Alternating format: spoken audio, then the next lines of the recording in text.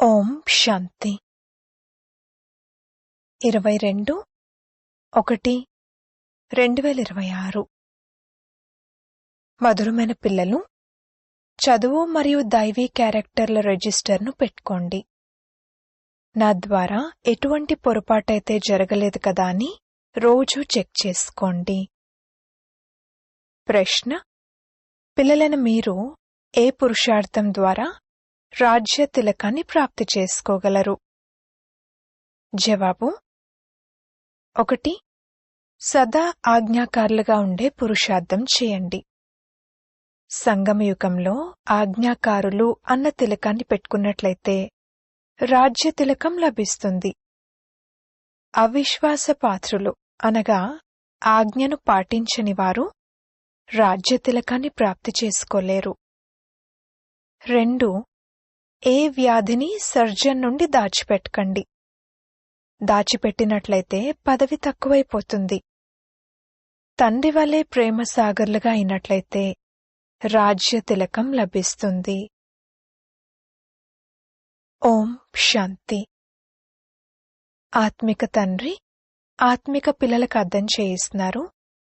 చదువు అంటే అవగాహన, వివేకము. ఈ చదువు చాలా సహజమైనది మరియు చాలా ఉన్నతమైనది మరియు చాలా ఉన్నత పదవిని అందించేది అని పిల్లలైన మీరు అర్థం చేసుకున్నారు. ఈ చదువును మేము విశ్వానికి యజమానులుగా అయ్యేందుకు చదువుకుంటున్నామని కేవలం పిల్లలైన మీకు మాత్రమే తెలుసు. కావున చదువుకునేవారికి చాలా సంతోషం ఉండాలి. ఇది ఎంతటి ఉన్నతమైన చదువు! ఇది అదే గీతా అధ్యాయం కూడా. ఇది సంగమయుగం కూడా. పిల్లలను మీరిప్పుడు మేల్కొన్నారు. మిగిలిన వారంతా నిద్రిస్తూ ఉన్నారు. మాయా నిద్రలో నిద్రిస్తున్నారనే గాయనం కూడా ఉంది. మిమ్మల్ని బాబా వచ్చి మేల్కొల్పారు. కేవలం ఒక్క విషయంపై అర్థం చేయిస్తారు. మధురమైన పిల్లలు, కల్పకృతం ఏ విధంగా చేశారో అలాగే స్మృతియాత్ర బలంతో మీరు మొత్తం విశ్వంపై రాజ్యం చేయండి. ఈ స్మృతిని తండ్రి ఇప్పిస్తున్నారు. కల్పకల్పము మేము ఈ యోగ బలంతో విశ్వానికి యజమానులుగా అవుతాము మరియు దైవీ గుణాలను కూడా ధారణ చేశాము అని మాకు స్మృతి కలిగింది అని పిల్లలు కూడా భావిస్తారు. యోగంపైనే పూర్తి ధ్యాస ఉంచాలి. ఈ యోగ బలంతో పిల్లలైన మీలో ఆటోమేటిక్గా దైవీ గుణాలు వచ్చేస్తాయి. ఈ పరీక్ష తప్పకుండా మనుషుల నుండి దేవతలుగా అయ్యేందుకున్నది. యోగ బలంతో మనుషుల నుండి దేవతలుగా అయ్యేందుకు మీరిక్కడికి వచ్చారు. మా యోగ బలంతో మొత్తం విశ్వమంతా పవిత్రంగా అవ్వనున్నదని కూడా మీకు తెలుసు. ఇంతకుముందు పవిత్రంగా ఉండేది, ఇప్పుడు అపవిత్రంగా అయ్యింది. మొత్తం చక్రం యొక్క రహస్యాన్ని పిల్లలైన మీరు అర్థం చేసుకున్నారు మరియు అది హృదయంలో కూడా ఉంది. కొత్తవారికైనా సరే ఇవి చాలా సహజంగా అర్థం చేసుకునే విషయాలు. మీరు దేవతలుగా పూజ్యంగా ఉండేవారు, ఆ తర్వాత పూజారులుగా తమో ప్రధానంగా అయ్యారు. ఇంకెవ్వరూ ఈ విధంగా చెప్పలేరు కూడా. తండ్రి స్పష్టంగా తెలియజేస్తున్నారు, అది భక్తి మార్గము, ఇది జ్ఞాన మార్గము. భక్తి గతించిపోయింది. గతించిన విషయాల గురించి ఆలోచించకండి. అవి కింద పడేసే విషయాలు. తండ్రి ఇప్పుడు పైకి ఎక్కే విషయాలను వినిపిస్తున్నారు. మేము దైవీ గుణాలను తప్పకుండా ధారణ చేయాలి అని పిల్లలకు కూడా తెలుసు. ప్రతిరోజు చాట్ రాయాలి.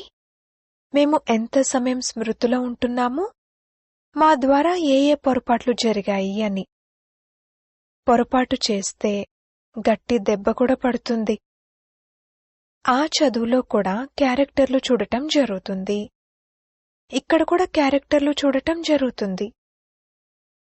తండ్రి అయితే మీ కళ్యాణం కోసమే చెప్తారు. అక్కడ కూడా చదువు మరియు క్యారెక్టర్ యొక్క రిజిస్టర్ పెడతారు. ఇక్కడ కూడా పిల్లలు దైవీ క్యారెక్టర్ను తయారు చేసుకోవాలి. పొరపాట్లు జరగకుండా సంభాళించుకోవాలి. నా ద్వారా ఎటువంటి పొరపాటు జరగలేదు కదా, అందుకే కచేరీ కూడా నిర్వహిస్తారు. ఇంకే స్కూలు మొదలైన వాటిలో కచేరీ జరగదు. తమ హృదయాన్ని ప్రశ్నించుకోవాలి. మాయ కారణంగా ఏవో ఒక ఆజ్ఞల ఉల్లంఘన జరుగుతూ ఉంటుందని తండ్రి అర్థం చేయించారు. ప్రారంభంలో కూడా కచేరీ జరిగేది. పిల్లలు సత్యం చెప్పేవారు. తండ్రి అర్థం చేయిస్తూ ఉంటారు. ఒకవేళ సత్యం చెప్పకపోతే ఆ పొరపాట్లు వృద్ధి చెందుతూ ఉంటాయి. దానివలన మరింతగా ఆ పొరపాట్లకు శిక్ష లభిస్తుంది.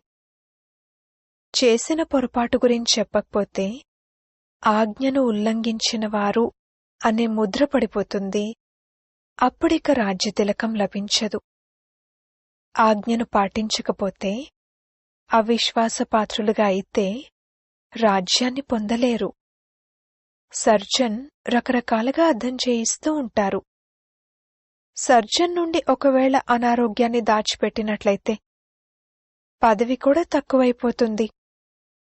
సర్జన్కు చెప్పినట్లయితే దెబ్బలేమీ పడవు కదా. తండ్రి కేవలం జాగ్రత్తగా ఉండమని చెప్తారు. ఒకవేళ మళ్లీ అటువంటి పొరపాటు చేస్తే నష్టపోతారు. పదవి చాలా తక్కువైపోతుంది. అక్కడైతే న్యాచురల్గానే దైవీ నడవడిక ఉంటుంది. ఇక్కడైతే పురుషార్థం చేయాలి. పదే పదే ఫెయిల్ అవ్వకూడదు. తండ్రి అంటారు, పిల్లలు ఎక్కువ పొరపాట్లు చేయకండి. తండ్రి చాలా ప్రేమసాగరుడు. పిల్లలు కూడా ఆ విధంగా తయారవ్వాలి. యథా తండ్రి తథా పిల్లలు, యథా రాజారాణి తథా ప్రజలు. బాబా అయితే రాజుగా అవ్వరు. బాబా మనల్ని తమ సమానంగా తయారు చేస్తారని మీకు తెలుసు. తండ్రికి ఏ మహిమనైతే చేస్తారో అది మీకు కూడా జరగాలి. బాబా సమానంగా అవ్వాలి. మాయ చాలా శక్తివంతమైనది. మిమ్మల్ని రిజిస్టర్ పెట్టనివ్వదు. మాయ పంజాలో పూర్తిగా చిక్కుకుని ఉన్నారు. మాయ జైలు నుండి మీరు బయటపడలేరు. మీరు సత్యం చెప్పరు.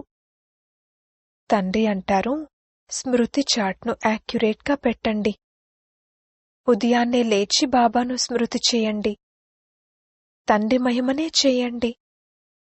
బాబా, మీరు మమ్మల్ని విశ్వానికి యజమానులుగా చేస్తారు కావున మేము మీ మహిమనే చేస్తాము. భక్తి మార్గంలో ఎంత మహిమను పాడుతారు. కాని వారికేమీ తెలీదు. దేవతల మహిమ లేనేలేదు. మహిమ అనేది బ్రాహ్మణులైన మీకే ఉంది. అందరికీ సద్గతినిచ్చేవారు కూడా ఒక్క తండ్రి మాత్రమే. వారు క్రియేటర్ కూడా, డైరెక్టర్ కూడా. వారు సేవ కూడా చేస్తారు మరియు పిల్లలకు అర్థం చేయిస్తారు కూడా. వారు ప్రాక్టికల్గా చెప్తారు. వారు శాస్త్రాల ద్వారా కేవలం భగవాను వాచ అని వింటూ ఉంటారు. వారు గీతను చదువుతూ ఉంటారు. కాని దాని నుండేం లభిస్తుంది? వారు ఎంత ప్రేమగా కూర్చుని చదువుతారు, భక్తి చేస్తారు. కాని దాని ద్వారా ఏం జరుగుతుంది అనేది వారికి తెలియదు. మేము మెట్లు కిందకు దిగుతూనే వచ్చాము అన్నది వారికి తెలియదు. రోజు రోజుకు తమో ప్రధానంగా అవ్వాల్సిందే. డ్రామాలో ఆ విధంగానే నిశ్చితమై ఉంది. ఈ మెట్ల రహస్యాన్ని తండ్రి తప్పింకెవ్వరూ అర్థం చేయించలేరు. శివ్ బాబాయే బ్రహ్మ ద్వారా అర్థం చేయిస్తారు. ఇతను కూడా వారి నుండి అర్థం చేసుకుని మీకు అర్థం చేయిస్తారు. ముఖ్యమైన పెద్ద టీచర్, పెద్ద సర్జన్ అయితే తండ్రే. వారినే స్మృతి చేయాలి. బ్రాహ్మణిని స్మృతి చేయండి అని ఈ విధంగా చెప్పరు. ఒక్కరి స్మృతే ఉంచుకోవాలి. ఎప్పుడూ ఎవరి పట్ల మోహం పెట్టుకోకూడదు. ఒక్క తండ్రి నుండే శిక్షణ తీసుకోవాలి. నిర్మోహులుగా కూడా అవ్వాలి. ఇందులో చాలా కృషి చేయాలి. మొత్తం పాత ప్రపంచం పట్ల వైరాగ్యం ఉండాలి. ఇది సమాప్తమయ్యేదే ఉంది. దీని పట్ల ప్రేమ కానీ అభిరుచి కానీ ఏమాత్రమూ ఉండదు. ఎంత పెద్ద పెద్ద ఇళ్ళు మొదలైనవి నిర్మిస్తూ ఉంటారు. ఈ పాత ప్రపంచం ఇంకా ఎంత సమయం ఉంటుంది అనేది కూడా వారికి తెలీదు. పిల్లలైన మీరిప్పుడు మేలుకున్నారు, ఇతరులను కూడా మేలుకొలుపుతారు. తండ్రి ఆత్మలనే మేలుకొలుపుతారు. స్వయాన్ని ఆత్మగా భావించండి అని పదే పదే చెప్తారు. స్వయాన్ని శరీరంగా భావిస్తున్నారంటే నిద్రిస్తున్నట్లే. స్వయాన్ని ఆత్మగా భావించండి మరియు తండ్రిని కూడా స్మృతి చేయండి. ఆత్మ పతితంగా ఉన్నట్లయితే శరీరం కూడా పతితమైనదే లభిస్తుంది. ఆత్మ పావనంగా ఉన్నట్లయితే శరీరం కూడా పావనమైనది లభిస్తుంది. తండ్రి అర్థం చేయిస్తున్నారు, మీరే ఈ దేవీదేవతా వంశానికి చెందినవారిగా ఉండేవారు, మళ్ళీ మీరే అలా తయారవుతారు. ఇది ఎంత సహజము. ఇటువంటి అనంతమైన తండ్రిని మనమెందుకు స్మృతి చేయము? ఉదయాన్నే లేచి కూడా తండ్రిని స్మృతి చేయండి. పాపా, మీదైతే అద్భుతము. మీరు మమ్మల్ని ఎంత ఉన్నతమైన దేవీదేవతలుగా తయారుచేసి నిర్వాణధామంలో కూర్చుండిపోతారు. ఇంత ఉన్నతంగా అయితే ఎవ్వరూ తయారు చేయలేరు. మీరు ఎంత సహజం చేసి తెలియజేస్తారు.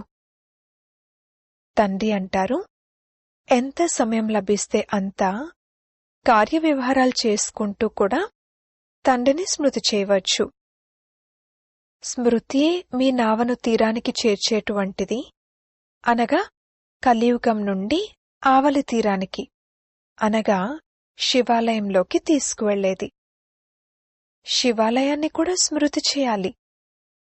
శివ్బాబా ద్వారా స్థాపన చేయబడిన స్వర్గము. ఈ రెండింటి స్మృతి కలుగుతుంది.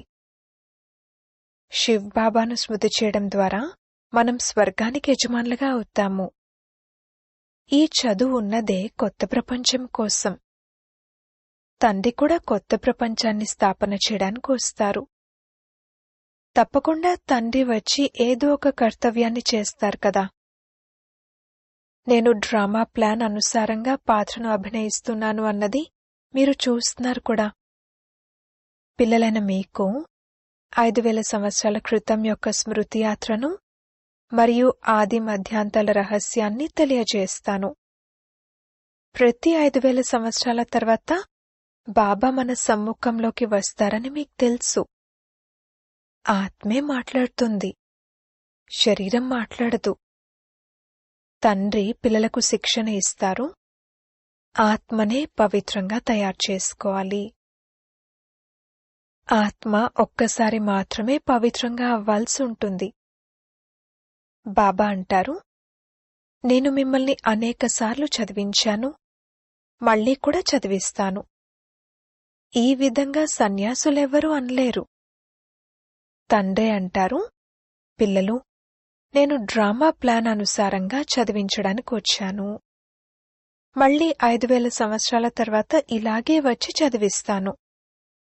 ఎలాగైతే కల్పకృతం మిమ్మల్ని చదివించి రాజధానిని స్థాపన చేశానో, అలా అనేకసార్లు మిమ్మల్ని చదివించి రాజ్యాన్ని స్థాపన చేశాను. తండ్రి ఎంత అద్భుతమైన విషయాలను అర్థం చేయిస్తారు. శ్రీమతం ఎంత శ్రేష్టమైనది. శ్రీమతం ద్వారానే మనం విశ్వానికి యజమానులుగా అవుతాము. అది చాలా చాలా గొప్ప పదవి. ఎవరికైనా పెద్ద లాటరీ లభిస్తే వారు పిచ్చివార్లా అయిపోతారు. కొందరు నడుస్తూ నడుస్తూ మేం చదవలేము, మేం విశ్వరాజ్యాధికారాన్ని ఎలా తీసుకుంటాము అని నిరాశ చెందుతారు. పిల్లలైన మీకు చాలా సంతోషం ఉండాలి. బాబా అంటారు, అతీంద్రియ సుఖం మరియు సంతోషపు విషయాల గురించి నా పిల్లలను అడగండి. మీరు అందరికీ సంతోషపు విషయాలను వినిపించడానికి వెళ్తారు. మీరే విశ్వానికి యజమానులుగా ఉండేవారు, మళ్లీ 84 జన్మలు తీసుకుని బానిసలుగా అయ్యారు. నేను బానిసను, నేను మీ బానిసను అని పాడుతారు కూడా. స్వయాన్ని నీచులమని చెప్పుకోవడము, చిన్నవారిగా నడుచుకోవడము మంచిదని భావిస్తారు. చూడండి, తండ్రి ఎవరు? వారి గురించి ఎవ్వరికీ తెలీదు. వారి గురించి కూడా కేవలం మీరే తెలుసుకున్నారు. బాబా వచ్చి అందరినీ పిల్లలు పిల్లలు అని అంటూ ఏ విధంగా అర్థం చేయిస్తున్నారు? ఇది ఆత్మ మరియు పరమాత్మల మేళ. వారి నుండి మనకు స్వర్గరాజ్యాధికారం లభిస్తుంది. అంతేకాని గంగా స్నానాలు మొదలైనవి చేయడం ద్వారా స్వర్గరాజ్యమేమీ లభించదు. గంగా స్నానాలైతే చాలాసార్లు చేశారు. ఆ మాటకొస్తే నీరు సాగరం నుండి వస్తుంది. కాని ఈ వర్షం ఎలా కురుస్తుంది? దీనిని కూడా సృష్టి అద్భుతమని అంటారు. ఈ సమయంలో తండ్రి మీకు అన్నీ అర్థం చేయిస్తారు. ధారణ కూడా ఆత్మే చేస్తుంది, అంతేకాని శరీరం కాదు. తప్పకుండా బాబా ఎలా ఉన్న మనల్ని ఎలా తయారు చేశారు అని మీరు ఫీల్ అవుతారు. ఇప్పుడు తండ్రి అంటారు, పిల్లలు, మీపై మీరు దయ చూపించుకోండి. ఎటువంటి అవజ్ఞ చేయకండి. దేహాభిమానులుగా అవ్వకండి. అనవసరంగా మీ పదవిని తగ్గించేసుకుంటారు. టీచర్ అయితే అర్థం చేయిస్తారు కదా. తండ్రి అనంతమైన టీచర్ అని మీకు తెలుసు. ప్రపంచంలో ఎన్ని భాషలున్నాయి? దేనినైనా ముద్రించినట్లయితే దానిని అన్ని భాషల్లోనూ ముద్రించాలి. ఏదైనా లిటరేచర్ను ముద్రించినట్లయితే అందరికీ ఒక్కొక్క కాపీని పంపించండి. ఒక్కొక్క కాపీని లైబ్రరీకి పంపించాలి. ఖర్చు యొక్క విషయం కాదు. బాబా యొక్క బండారా చాలా నిండుతుంది. ధనాన్ని తమ వద్ద ఉంచుకునేం చేస్తారు? ఇంటికైతే తీసుకువెళ్లరు. ఒకవేళ ఏదైనా ఇంటికి తీసుకువెళ్లినట్లయితే పరమాత్మ యజ్ఞం నుండి దొంగతనం చేసినట్లవుతుంది. అది చాలా పెద్ద తప్పు. అటువంటి బుద్ధి ఎవ్వరికీ ఉండకూడదు. పరమాత్ముని యజ్ఞం నుండి దొంగతనమా? వారి వంటి మహాన్ పాపాత్ములు ఇంకెవ్వరూ ఉండరు. వారు ఎంతటి అధోగతిని పొందుతారు? తండ్రి అంటారు, ఇదంతా డ్రామాలోని పాత్ర. మీరు రాజ్యం చేస్తారు, వారు మీ సేవకులవుతారు. సేవకులు లేకుండా రాజ్యం ఎలా నడుస్తుంది? కల్పకృతం కూడా ఇలాగే స్థాపన జరిగింది. ఇప్పుడు తండ్రి చెప్తున్నారు, మీ కళ్యాణం చేసుకోవాలనుకుంటే శ్రీమతంపై నడవండి, దైవీ గుణాలను ధారణ చేయండి. క్రోధం చేయడం దైవీ గుణం కాదు, అది ఆసురీ గుణమవుతుంది. ఎవరైనా క్రోధం చేస్తే మౌనంగా ఉండాలి. వారికి బదులు చెప్పకూడదు.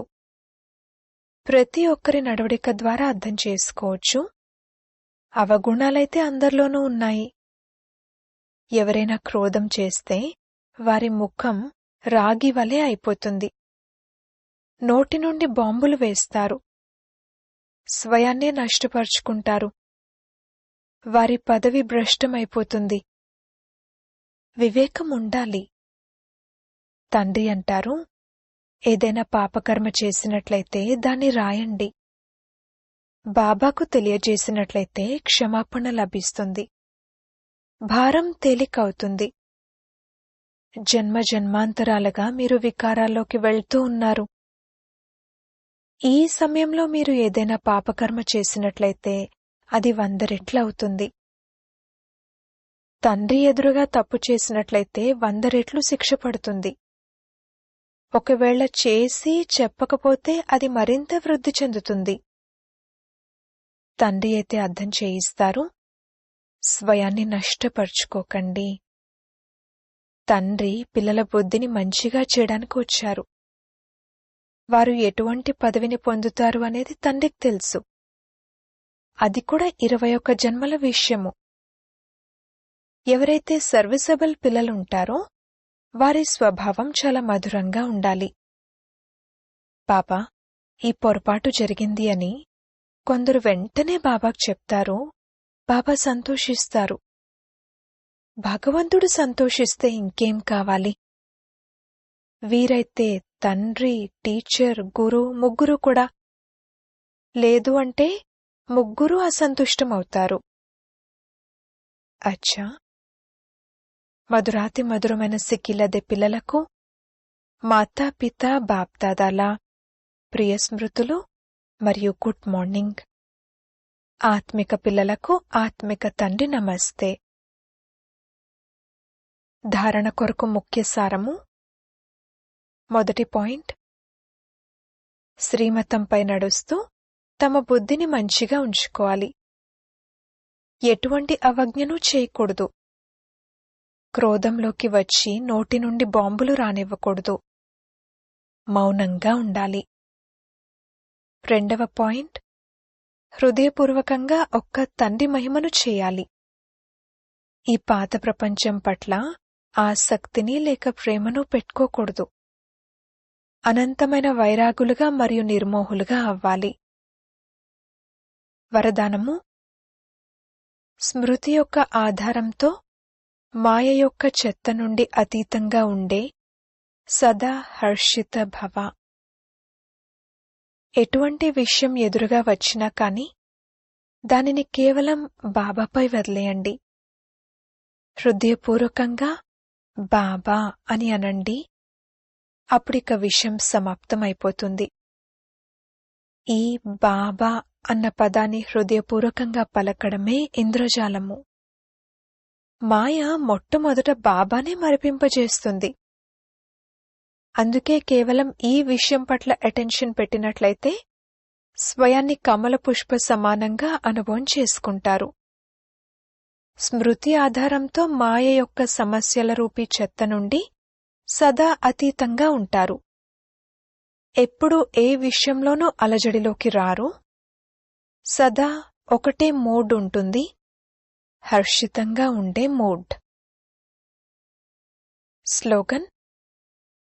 పవిత్రత యొక్క ధారణను లేక ధర్మాన్ని జీవితంలోకి తీసుకొచ్చేవారే మహానాత్మలు.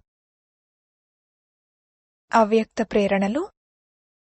ఈ అవ్యక్తి మాసంలో బంధనముక్తులుగా ఉంటూ జీవన్ముక్త స్థితిని అనుభవం చేయండి. స్వయాన్ని బంధనాల నుండి ముక్తులుగా చేసుకునేందుకు మీ నడవడికను మరియు కఠినమైన సంస్కారం ఏదైతే ఉందో దానిని మార్చుకోండి. బంధనం వేసేవారు వారి పని వారు చేస్తారు. మీరు మీ పని చేయండి. వారు చేసే పని చూసి మీరు గాబరా పడకండి. ఎంతగా వారు వారి పని ఫోర్స్తో చేస్తున్నారో మీరు మీ పని ఫోర్స్తో చేయండి. వారు వారి కర్తవ్యాన్ని ఏ విధంగా చేస్తున్నారు అని వారి గుణాన్ని గ్రహించండి. మీరు కూడా చేయండి. స్వయాన్ని బంధనాల నుండి ముక్తులుగా చేసుకునే యుక్తిని రచించండి. ఓం శాంతి.